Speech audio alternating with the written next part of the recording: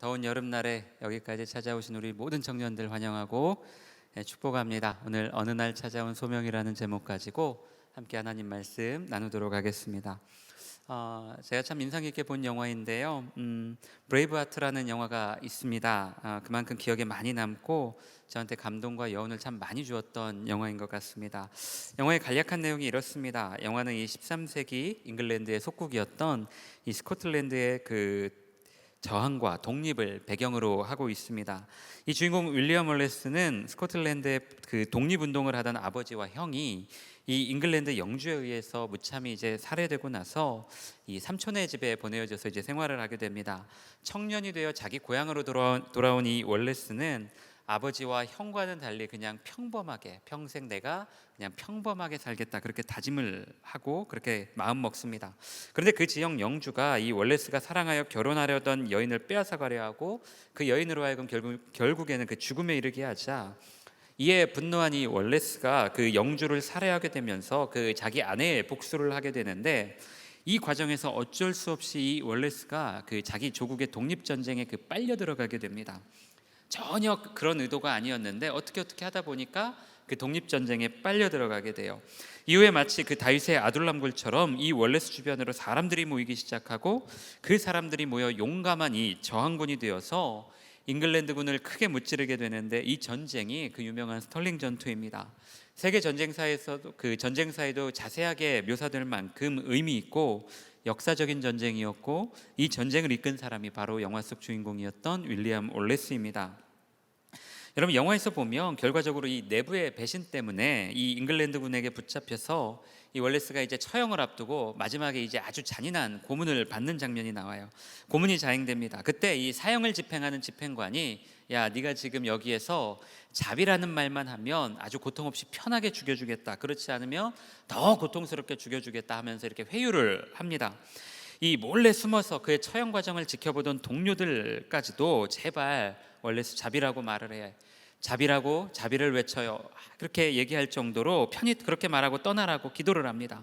하지만 그 순간에 월레스는 많은 사람들이 지켜보는 가운데 그 잉글랜드 사람이 요구하던 그 자비를 말하고 떠난 게 아니라 자유를 외치며 장렬히 세상을 떠납니다.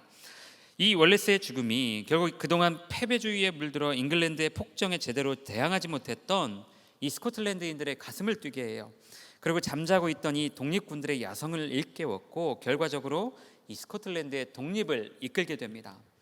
이 자비를 말하라고 회유하던 상황에서 온 힘을 다해 자유를 외치며 떠났던 이 브레이브하트의 마지막 장면은 이 30여 년이 지난 지금도 많은 사람들의 입에서 오르락내리락하며 회자되는 그런 명장면입니다. 여러분 어릴 때부터 뭔가 이 월레스가 독립군 지도자로 길러진 게 아니라 아주 지극히 평범한 개인적인 원한 관계에서 시작된 싸움이 결과적으로 자기 민족의 이 독립전쟁을 이끄는 계기가 되었어요. 여러분 윌리엄 월레스가 처음부터 자기 조국 스코틀랜드 국민들을 사랑하고 뭔가 자기 그 자유의 가치를 그렇게 소중하게 알았던 것이 아니라 본인이 생각하지도 못했고 의도하지도 않았던 인생의 우연한 사건과 상황이 그로 하여금 그 독립전쟁에 뛰어들게 만들었고 여러분 결과적으로 이 월레스의 숭고한 죽음이 스코틀랜드 국민들을 깨우는 나비 효과를 일으켰다라는 거예요. 여러분 아까도 말했듯이 벌써 30년 가까이 지난 영화이지만 그 마지막에 프리덤을 외치며 떠난 그 세상을 떠났던 저 윌리엄 월레스라는 캐릭터는 여러분 제 생각에 아마 많은 사람들에게 영원히 또 오랫도록 기억에 많이 남을 것 같습니다. 많은 사람들의 가슴을 울릴 것 같아요. 여러분 우리가 성경을 읽다가 보면 그 본문 속 인물이나 아니면 그 성경책 자체가 주는 어떤 연상되는 이미지가 있어요. 예를 들어서 요셉 하면 뭐가 떠오르죠? 채색옷, 꿈, 이런 게 떠오를 거고요. 모세 하면 홍해가 떠오를 겁니다. 다윗 하면 골리앗, 물맷돌이 생각나고 솔로몬 하면 일천번제, 성전, 지혜가 생각이 날 거예요. 여러분 그것처럼 오늘 에스더 하면 많은 기독교인들이 뭘 떠오르죠? 죽으면 죽으리라. 이게 제일 먼저 생각이 날 거예요. 여러분 그래서 많은 성도들이 이제 자녀의 이름을 지을 때 아들이 아니라 이 딸이면 제일 많이 짓는 이름 중에 성경 이름 중에 하나가 이 에스더입니다. 그 최근에 이제 우리 교역자들끼리 티타임을 하면서 나중에 우리가 좀 인원이 좀 더 이렇게 늘어나서 공동체를 이렇게 더 이렇게 늘리게 되는 상황이 오면, 지금은 요셉, 여호사, 다윗 이 남자 이름밖에 없잖아요. 그때는 여자 이름으로, 좀 여성 이름으로 한번 해보자, 뭐 그런 말을 한 적이 있는데, 그만큼 이 에스더가 성경에서 차지하는 어떤 영향력과 위치가 상당히 크고 의미가 있습니다. 우리가 지난주에 함께 말씀을 살펴봤죠. 지지난주에 아주 예쁘게 차려입고 술자리로 나오라는 이 아하수에로 왕의 명령을 이 거역했던 와스디가 폐위되고, 에스더가 이제 새로운 왕으로 역사에 등장하는 그 일이 펼쳐집니다. 그리고 이제 두 명의 인물이 새롭게 이 에스더서를 끌고 가는데, 한 명은 이 에스더를 왕후의 자리까지 옹립하는 데 가장 결정적인 역할을 했던 그녀의 사촌 오빠 모르드게가 한 명이고요. 또 한 사람은 왕의 최측근이었던 하만이라는 사람이에요. 여러분, 그런데 이 아하수에로 왕이 자기 신하 하만을 모든 신하들 중에 으뜸으로 세워요. 이 사람이 이제부터는 제일 높은 신하다, 그렇게 올려주면서 모든 신하들이 이 하각을 볼 때마다, 모든 백성들이 이 하각을 볼 때마다 무릎 꿇고 절하게 했습니다. 여러분, 그런데 유독 이 에스더의 사촌 오빠 모르드게만 이 하만을 보고 무릎도 꿇지 않고 절도 하지 않았던 거예요. 여러분, 결국 이 일로 인해서 하만이 앙심을 품고 이 아하수에로 왕에게 뇌물을 바쳐서 이 유다인 전체를, 유다 족속 전체를 말살할 계획을 세우게 됩니다. 제가 예전에 이런 생각을 해본 적이 있어요. 제가 만약에 이 모르드게였다면 이때 이 심정이 어땠을까, 그런 생각을 해본 적이 있어요. 여러분, 와스디 또한 뭐 자존심을 선택한 대가로 큰 어려움을 겪기는 했지만, 어디까지나 그 어려움이라는 게 철저히 자기 개인의 몫이었어요. 자기만 피해온 거죠. 자기 인생만 망가졌어요. 여러분, 그런데 이 모르드게는 자기 자존심을 지킨 대가로 자기 민족 전체가 한날 한시에 다 죽게 되었어요. 여러분, 지금 이 상황을 그냥 고통스럽다, 괴롭다 이런 말로 다 표현할 수가 있을까요? 아마 저라면 이 형용할 수 없는 고통과 괴로움 때문에 맨정신에 살기 어려웠을 것 같습니다. 여러분, 그렇다면 과연 모르드게가 왜 이렇게 했을까요? 굳이 왜 이렇게까지 해야만 했을까요? 우리가 여기서 좀 이 부분을 주목해 보고 싶은데요, 에스더 2장 5절은 모르드게에 대해서 이렇게 설명합니다. 도성수산에 한 유다인이 있으니 이름은 모르드게라. 그는 베냐민 자손이니 기스의 증손이요 시므이의 손자요 야일의 아들이라. 한마디로 정통성 있는 베냐민 지파 사람이라는 거예요. 사울의 그 후손이라는 겁니다. 또 하각에 대해서는 3장 1절에 이렇게 설명을 합니다. 그 후에 아하수에로 왕이 아각 사람 함무다다의 아들 하만의 지위를 높이 올려 함께 있는 모든 대신 위에 두니, 하만을 아각 사람이라고 하는데, 이 아각이 누군가 하면 성경에 자주 나오는 이 아말렉 족속, 그 아말렉 자손이에요. 여러분, 성경에 이 아말렉이 구체적으로 뭔가 처음 등장하는 장면이 출애굽기 17장인데, 이집트를 떠나 행진을 하던 그 이스라엘 백성들의 후방을 계속 이 아말렉 족속이 괴롭혀요. 공격하고 노력하고 살해하고, 그렇게 계속 이 이스라엘 백성들을 괴롭힙니다. 출애굽기 17장 14절과 16절에 보면 여호와께서 모세에게 이르시되 이것을 책에 기록하여 기념하게 하고 여호수아의 귀에 외워 들리라. 내가 아말렉을 없이하여 천하에서 기억도 못하게 하리라. 이르되 여호와께서 맹세하시기를 여호와가 아말렉과 더불어 대대로 싸우리라 하셨다 하였더라. 여러분, 이스라엘 백성들에게 아말렉이란 이런 존재였어요.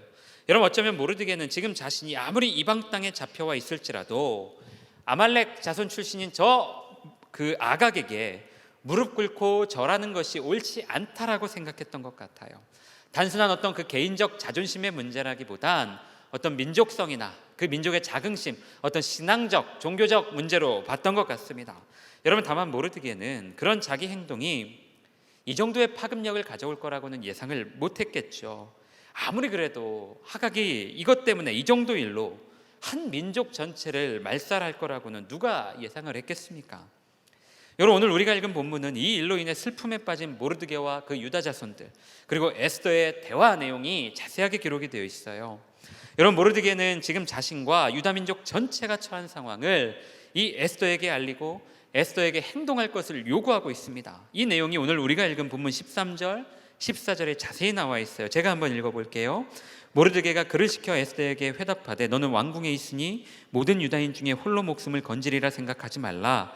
이때에 내가 만일 잠잠하여 말이 없으면 유다인은 다른 데로 말미암아 노임과 구원을 얻으려니와 너와 내 아버지 집은 멸망하리라. 내가 왕후의 자리를 얻은 것이 이때를 위함이 아닌지 누가 알겠느냐 하니. 그리고 이후에 그 유명한 에스더의 대답이 나옵니다. 우리 16절은 우리 좀 다 같이 한번 읽어볼까요? 시작.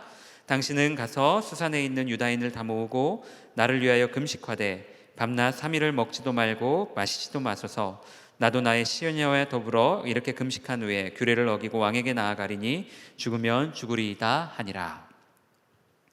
여러분, 많은 사람들이 이 에스더서를 보면서 마치 요셉이 총리에 올랐던 것처럼 에스더 또한 어떤 그 하나님의 계획 속에 이 구원의 역사를 이루어내는 지도자로 좀 준비되어졌을 거라고 생각을 해요. 하나님이 그 과거부터 선택을 해서 차근차근 그 과정을 밟아서 여기까지 왔을 거라고 생각을 합니다. 여러분, 그러나 그렇게 유추해 볼 만한 근거가 이 에스더서 어디에도 나와 있지 않아요. 포로로 끌려와 살면서 우연찮게 이 왕후의 자리에 올랐고 그 과정에서 자신이 남유다 출신이라는, 이스라엘 남유다 출신이라는 사실은 자기 오빠 모르드게의 조언대로 숨겼어요. 자기 출신을 숨깁니다. 이런 걸로 미루어 봤을 때 에스더의 삶이 어떤 자기 민족의 어떤 공적 이익을 위해 살았다고 보기 힘든 게 여러분 사실인 것 같아요. 그냥 우연찮게 그녀의 외모가 왕의 마음에 들어서 왕후가 되었는데 어느 날 갑자기 자기 민족이 위험에 빠졌고 그 구원의 문제를 해결하기 위해서 이 에스더가 그 문제를 떠안게 된 겁니다.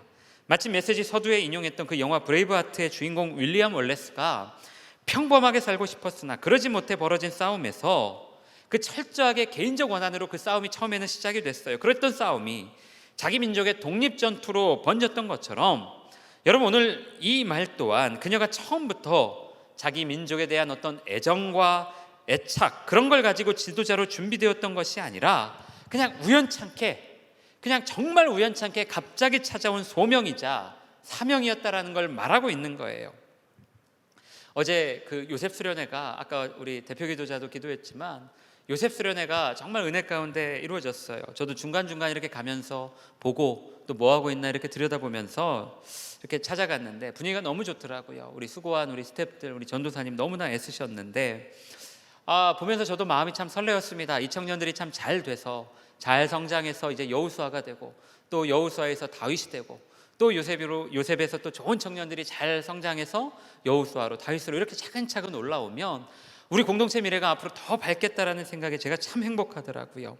어제 중간에 이제 또 잘하고 있나 한번 내려가서 보는데 이게 내려갔더니 소그룹 모임을 하고 있었어요. 그래서 보니까 이제 무슨 주제로 하는가 이렇게 물어봤더니 내가 꿈꿨던 20대와 지금 현재의 내 모습이 어떤지 그거에 대해서 이렇게 이야기를 하고 있었어요. 그래서 잘하고 있구나. 너무 분위기가 진지하고 또 자기 이야기도 잘하고 분위기가 좋아서 제가 흐뭇한 마음으로 이제 격려하고 이렇게 올라오는데 올라오는 계단에서 저도 문득 그 생각이 들더라고요. 내 20대는 어땠을까? 내 20대는 어땠나 하는 생각이 참 많이 들었습니다. 제가 처음으로 고등학교 때 목회를 하겠다고 다짐을 하고 그렇게 결정한 이후에 대학 졸업하고 군대 가기 직전까지 여러분 저의 꿈이 뭐였는 줄 아세요? 저의 꿈은 중국 선교사가 되는 거였어요. 중국으로 가는 거였어요. 그때 저는 무조건 나는 중국으로 가야만 된다고 생각을 했어요. 그래서 우리 청년들하고 친구들하고 기도 제목 나눌 때마다 내 꿈은 중국 선교사로 가는 건데 여러분 나를 위해서 좀 기도해줘라. 나는 중국에서 목회하는 게 꿈이다. 나를 위해서 기도해줘라. 나는 중국에서 죽으려고 한다. 제가 이 말을 엄청 많이 했던 것 같아요. 나는 중국에서 뼈를 묻을 거고 중국에서 죽을 거다. 그래서 중국으로 단기 선교도 가봤고요. 백두산 정상에서 두 손 혼자 높이 들고 이산지를 내게 주셔서 혼자 찬양하면서 생쇼도 해봤어요. 그때를 생각하면 그냥 웃겨요. 내가 죽는다는 게 뭔 말인지는 알고 내가 그렇게 얘기를 했을까? 기도 제목을 요청을 했을까? 그때의 저를 생각하면 좀 가소롭기도 하고 철이 없었던 것 같기도 하고 그래요. 여러분, 그렇다면 지금 약 20년이 지난 지금 제가 지금도 중국에 가는 게 꿈일까요? 지금도 제가 중국에 가고 싶은 마음이 있을까요? 아니요, 여러분, 저 0.00001%도 없어요. 여러분, 저는 한국이 좋아요. 한국에서 저는 여러분 상당교회에서 오랫동안 여러분들과 함께 목회하고 사역하는 게 저의 소박한 바람입니다. 저는 한국이 너무 좋아요.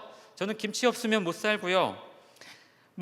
막상 어떻게 감싸 살면 살겠지만 한국 음식도 너무 좋고요. 한국 사람도 좋고요. 한국 문화도 너무 좋고요. 여기서 그냥 한국에서 목회하고 싶어요.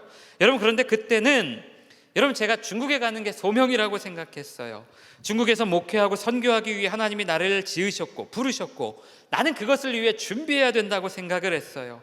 여러분, 그러나 살아보니까 그게 아니더라고요. 여러분 청년부 사역도 마찬가지입니다. 제가 에스크 설교 때도 한번 이야기했었는데, 제가 처음 전임 사역을 시작했던 교회에서 목사님이 지금 교회 그 청년부가 없으니까 박 전도사가 청년부를 한번 해봐라 미션을 주셨어요. 그래 광고를 내고 청년들 모여라 했는데 형제들 3명이 왔습니다. 군대 제대하고 나서 할 일 없는 애 1명, 남자애 1명, 엄마가 가라고 해서 보낸 애 1명, 그다음에 정말 교회를 극혐하는데 지금 아버지하고 맞설 힘이 없으니까 어떻게든 그냥 가정의 평화를 지키기 위해 나온 애 3명, 1명, 그래서 총 남자애 3명하고 청년부를 시작을 했어요. 그렇게 시작했던 청년부 사역이 여기까지 왔습니다. 여러분, 제가 이 기간 동안 단 한 번도 기도하면서 뭔가 하나님 저를 이 시대의 위대한 우리 대한민국의 청년 사역자로 만들어 주십시오, 훈련시켜 주십시오, 하나님 저를 좀 뭔가 청년부에 애착이 있는, 뭔가 청년부를 대표할 수 있는 청년 사역자 되게 해주십시오, 대한민국의 청년들을 좀 저에게 주십시오. 제가 이런 기도 해본 적 단 한 번도 없어요. 그냥 주님과 교회가 나에게 맡겨준 사역이니까 열심히 했고 그냥 최선을 다했던 거예요. 청년부의 소명이 없어서 열심히 안 했던 것도 아니고요, 또 제가 청년부의 소명이 가득해서 그것 때문에 열심히 한 게 아니에요. 여러분, 저에게 있어서 소명이란 예수 그리스도 그 자체였고요, 주님 가신 그 길을 내가 감히 똑같이 갈 수는 없지만 그냥 비슷하게, 좀 비슷하게나마 흉내라도 내볼 수 있으면 좋겠다라는 마음으로 사역하고 하루하루 살다가 보니까 여기까지 온 거예요. 제가 상담교회 부임 직전에 사역했던 교회에서도 이제 사임을 하고 다음 스텝을 좀 고민하면서 기도했던 건, 하나님 저 이제 청년부 사역 이제 이만큼 했으니까 저 이제 한번 장년부도 한번 사역해 보고 싶어요. 그렇게 기도했는데 또 청년부 사역이 제안이 들어왔어요. 제가 오래 기도했을까요? 아니요, 그러지 않았어요. 내가 지금 좀 더 해야 되나 보다, 하나님 아직 나에게 좀 청년부에서 더 시키실 일들이 있나 보다, 그냥 그렇게 생각하고 오래 기도하지도 않고 오케이, 제가 갈게요, 제가 할게요 하고 그냥 여기까지 온 거예요. 여러분, 저한테 있어서 소명은 어떤 특정 부서, 특정 사역, 특정 교회가 아니었어요. 그냥 주님이 그때그때 보여주신 길, 허락하시는 상황, 그리고 무엇보다 주님 사랑하려고 하는 마음, 성도와 청년을 사랑해야 되는 그 자세와 마음 자체가 여러분 저에게는 소명이었어요. 여러분, 앞서 이야기했듯이 오늘 본문은 에스더에게 갑자기 찾아온 어떤 그 유다 민족의 구원에 대한 부분을 기록하고 있습니다. 여러분, 한때 교회의 많은 설교자들이 이 본문을 가지고 고지론의 근거를 삼았어요. 높은 자리에 올라가면 영향력이 커지고 할 수 있는 일들이 많아진다. 에스더가 높은 자리에 올라갔기 때문에 위기 상황 속에서 그 유다 민족이 구원을 얻었던 것처럼 우리도 할 수만 있으면 높은 자리에 올라가야죠, 높은 자리에 올라가야 된다라고 하면서 공부해서 남주자, 5,000명을 먹는 사람이 아니라 5,000명분을 먹이는 사람 되자, 그런 말 참 많이 했습니다. 여러분, 어떤 의미로 하는 말이고 무슨 말인지는 잘 알아요. 그런데요, 어떻게 그 5,000명분을 먹일지에 대한 과정과 그런 설명은 없고, 도대체 어디까지 올라가야 높이 올라가는 것인지에 대한 설명이나 이해 없이 그냥 무조건 높이 올라가서 공부해서 남주자, 5,000명분을 먹는 사람 말고 먹이는 사람 되자. 여러분, 이런 말은 그냥 예수 믿고 복 받아서 사회적으로 성공해라라는 말밖에 안 되는 거예요. 여러분, 그냥 교회 밖에서 흔히 들을 수 있는 말 앞에 예수, 교회, 기독교 이런 말만 좀 갖다 붙인 거하고 별반 다를 게 없는 말입니다.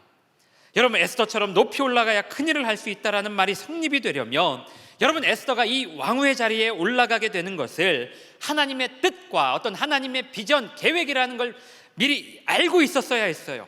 내가 이 자리에 오르면, 내가 이 자리에 올라가면 언젠가 하나님이 나를 이 위치에서 뭔가 할 수 있는 일들을 만들어 주실 거다.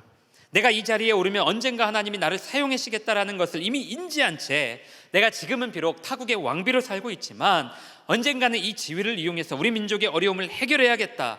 여러분, 이것을 자기 소명으로 삼고 있었어야 했어요. 여러분, 그런데 에스더를 살펴보면 에스더서 아무리 읽어봐도 에스더에게 그런 모습 전혀 나타나지 않습니다. 여러분, 그녀의 삶의 목적과 원동력은 유다 민족의 해방과 어떤 평안이라는 공공성이 아니었고요, 그냥 생존 본능이었어요.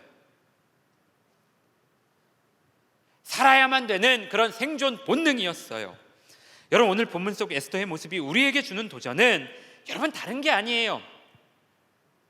그냥 어떻게 하다가 우연찮게 왕비의 자리까지 갔는데 그녀에게 갑자기 거대한 소명이 찾아와요. 자기 몸 하나 건사하는 것도 지금 힘든데 여러분 생각해 봐요. 얼마나 이 아하수에로 왕이 폭군이고 난폭하고 뭔가 기준도 없고 그냥 술자리에서 자기 와이프 나오라고 했다가 안 나오니까 폐위시켜버리고 술자리에서 모든 게 다 결정되어지고, 여러분 이런 사람 비유 맞추면서 사는 게 쉬웠을까요? 에스더도 지금 자기 몸 하나 간사하기도 힘든 상황인데 이 거대한 자기 민족의 구원과 해방이라는 그 어떤 거대한 소명이 갑자기 찾아와요. 단 한 번도 유대민족의 구원과 해방이라는 거창하고 어떤 그 어마어마한 목표를 가져본 적도 없고 생각해 본 적도 없이 왕후가 된 이후로는 그저 그냥 그렇게 행복한 날을 살았는데 갑자기 자기 자신이 이 많은 사람들의 목숨을 책임져야 되는 그런 상황이 되어버렸어요. 여러분 소명을 가지고 있었던 게 아니라 갑자기 생각하지도 않았던 그 소명이 찾아온 거예요. 여러분 에스더가 소명이 있었나 없었나 그게 중요한 게 아닙니다. 갑자기 찾아온 이 소명을 에스더가 거절하지 않았다라는 게 중요한 거예요. 갑자기 찾아온 이 소명을 에스더가 부인하지 않았다라는 게 중요한 거예요. 여러분 피할 수도 있었고요. 피한다고 한들 자기에게 불이익되는 건 하나도 없었어요. 그냥 좀 죄책감만 가졌겠죠. 느꼈겠죠. 그냥 그 죄책감 조금만 감당하면 자기는 편하게 살 수 있었어요. 그럼에도 불구하고 이 에스더는 자신에게 찾아온 이 불편한 소명을 피하지도 않았고요, 처절하게 마주하려고 합니다. 자신에게 큰 위험과 불이익이 있을 수 있음에도 이것을 자기 온몸으로 끌어안았어요. 여러분 많은 청년들이 소명을 뭔가 자기가 좋아하는 일을 하는 걸 소명이라고 생각해요. 여러분 그렇게 생각하나요? 아니요, 전 그렇게 생각하지 않아요. 그렇지 않아요. 또 소명을 어떤 특정 직업이라고 생각하는 청년도 참 많습니다. 제가 한창 중고등부 담당할 때 어떤 유명한, 여러분들 아마 그 캠프 그 수련회 갔던 청년들도 아마 중고등학교 때 갔던 청년들도 있을 텐데 어떤 선교사님이 방학 때마다 수천 명 청소년들 모아놓고 캠프를 하는데요, 단골 내용이 네 사명과 소명을 찾으라는 거였어요. 그런데 결국 그 소명이라는 게 뭐냐, 사명이라는 게 뭐냐, 네가 좋아하는 일을 하면 그게 소명이라는 거예요. 사명이라는 거예요. 그것만 생각하면 가슴이 뛰고 열정이 생기는 일, 뭔가 열심히 할 수 있는 일, 그게 사명이고 소명이라는 거예요. 여러분 결국 소명과 사명이라는 것을 직업과 연결하는데 당연히 이 어린 청소년들이 그 설교 듣고 꿈꾸는 소명과 사명이라는 게 전부 다 어떤 직업, 그 직업 중에서도 좀 폼나고 돈 잘 버는 그런 직업을 자기 사명, 소명이라고 꿈을 꿔요. 저는 그 설교 듣고 단 한 번도 어떤 그 설교 듣고 나는 사람들을 위해 그 행복한 우리 사람들의 어떤 행복한 이 저녁 생활을 위해 치킨 배달원이 되겠습니다. 저는 우리 사람들의 이 거주 환경을 위해 이 공사장에 어떤 이 건물을 짓는 노동자가 되겠습니다. 이렇게 말하는 애들 한 명도 못 봤어요. 다 말하는 거 보면 누가 들어도 참 거창해 보이고 누가 들어도 돈 많이 벌 것 같은 그런 직업, 하나님이 나를 이걸로 부르셨다라고, 나는 이 직업을 갖겠다고, 이게 나의 소명이고 이게 나의 사명이라고 사람 마음 안에 있는 그 욕망을 교묘하게 자극해서 그걸 소명이라고 사명이라고 자꾸 이 어린 청소년들에게 주입하는데 참 어렵더라고요. 여러분 소명은 직업이 아니에요. 소명은 뭔가 명쾌하게 떨어지는 답이 아닙니다. 여러분 소명이 직업이라면 솔직히 뭐 교사, 의사, 운동선수 뭐 이런 특수한 전문 직종은 뭔가 적용하기 참 쉽지만 그냥 우리 일반 평범하게 회사 생활하는 회사원, 자영업하는 사람은 어떻게 해석이 돼야 될까요? 예전에 한번 어떤 청년이 저를 찾아와서 질문을 하더라고요. 질문이라기보다 자기 이제 포부를 얘기하더라고요.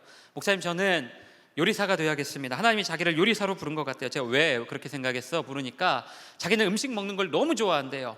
음식만 보면 가슴이 설레고 음식만 먹으면 자기는 너무 행복해지대요.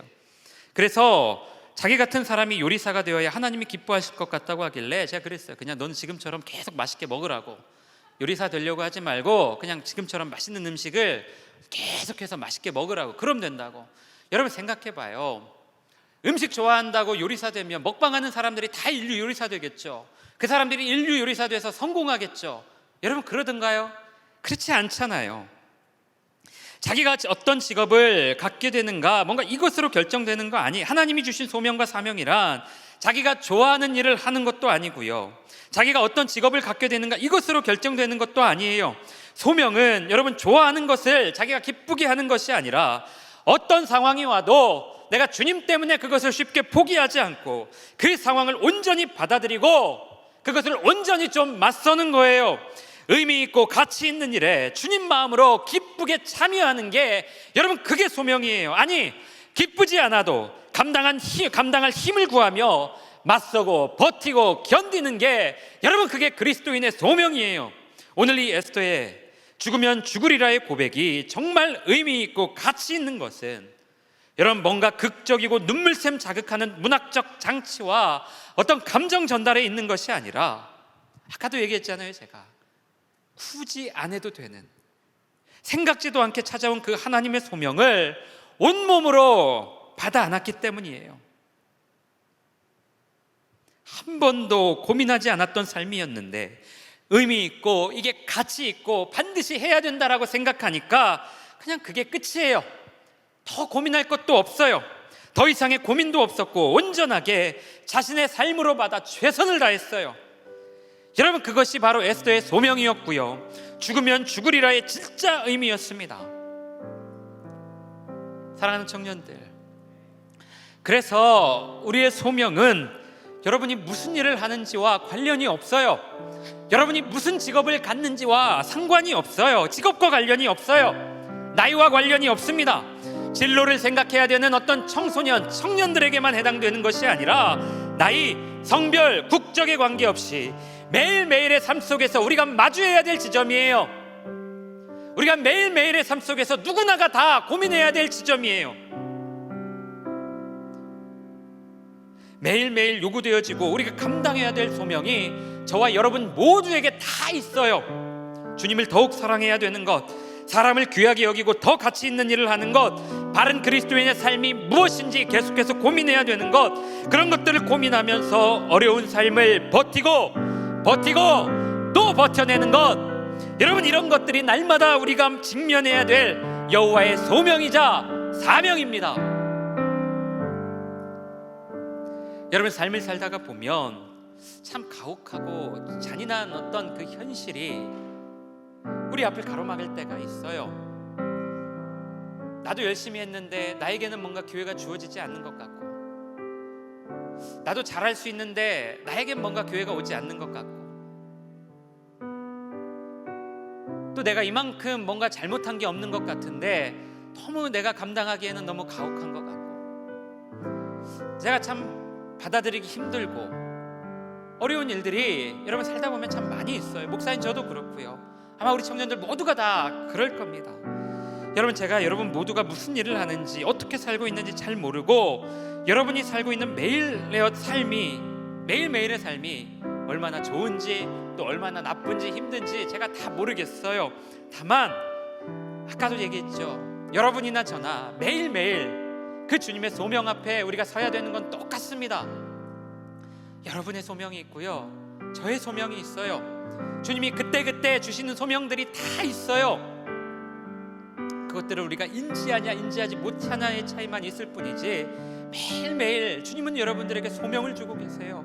우리는 그 소명 앞에 서 있어요.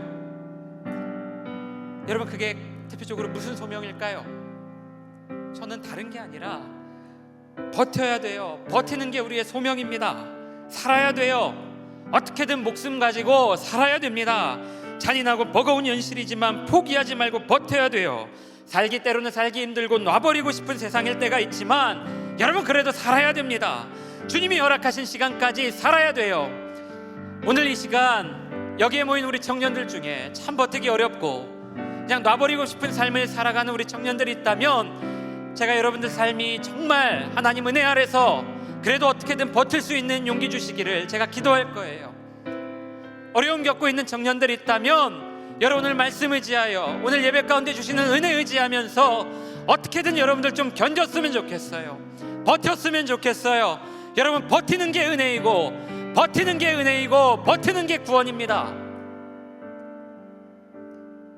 이게 우리의 가장 중요한 소명이에요. 요셉이든 여호수아든 다윗이든 나이에 상관없이 우리는 어떻게든 살아야 돼요. 견뎌야 돼요. 이게 주님이 우리에게 주신 가장 가치 있고 중요한 소명이에요. 여러분, 살아야 돼요. 살아 있어야 돼요. 이것이 우리의 소명입니다. 살아 있다면 반드시 기회가 있을 거예요. 사랑하는 청년들, 오늘 에스더의 삶을 보면서 우리가 좀 배우고 느꼈으면 좋겠습니다. 처음부터 에스더가 떡잎부터 달랐을 것 같고, 뭔가 철저하게 우리와는 다른 삶을 살았던 사람이었을 것 같고, 그래서 하나님께 인정받고 역사의 길이 이름을 남겼을 것 같지만, 여러분, 그건 우리의 바람이에요. 전혀 그렇지 않아요. 낯선 이방 땅에서 비참한 포로 생활 가운데 그저 어떻게든 살아보려고 견디고 견뎠던, 그러다 우연찮게 왕의 자리까지 갔고, 그러다 우연찮게 이 주님의 거대한 소명 앞에 섰던 그 여인이 바로 그냥 평범한 여인이 바로 에스더의 삶이었어요. 그 한 여인이 하나님의 소명에 응답한 것뿐이에요. 그리고 이것은 이 시대를 사는 우리 모두에게 동일하게 나타납니다. 여러분, 앞으로 우리의 삶이 어떻게 흘러갈지 아무도 몰라요. 다들 코로나 시기에 앞으로 교회는 이럴 거야, 앞으로 우리는 이렇게 될 거야 다 얘기하지만, 여러분, 그냥 참고만 해야지 사람 일을 누가 압니까? 사람 일을 누가 알아요? 여러분, 아무도 몰라요. 그저 우리는 우리 앞에 다가오고 주어진 그 소명 앞에 합당한 사람으로 살면 돼요. 주님이 주시는 그 소명 앞에 합당한 사람으로 살면 돼요.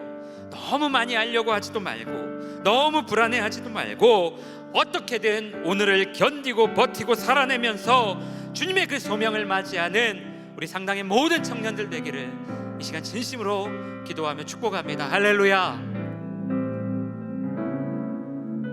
하나님께서 우리 청년들의 삶을 가장 좋은 길로, 또 가장 신실한 길로 인도하시기를 소망합니다. 이 시간 그렇게 해주실 그 주님을 신뢰하며 주님 앞에 나아갑니다. 이 시간 제가 축도로 좀 마무리하려고 하는데요, 눈 감지 말고 이 시간 저를 보면서요, 저와 눈 보고 제가 여러분들 축복하고 싶습니다. 저를 보고 제가 축복합니다. 지금은 우리 구주 예수 그리스도의 은혜와 아버지 하나님의 무한하신 사랑과 성령님의 충만하신 은혜가 오늘도 하나님 앞에 머리 숙여 기도하며 하나님 앞에 삶을 놓고 삶의 진로를 놓고 하나님 앞에 머리 숙여 기도하는 우리 사랑하는 모든 상당의 청년들 머리 위에, 가정 위에, 학업 위에, 일터 위에 지금부터 영원토록 함께 하시길 주님의 이름으로 간절히 축원하옵나이다. 아멘.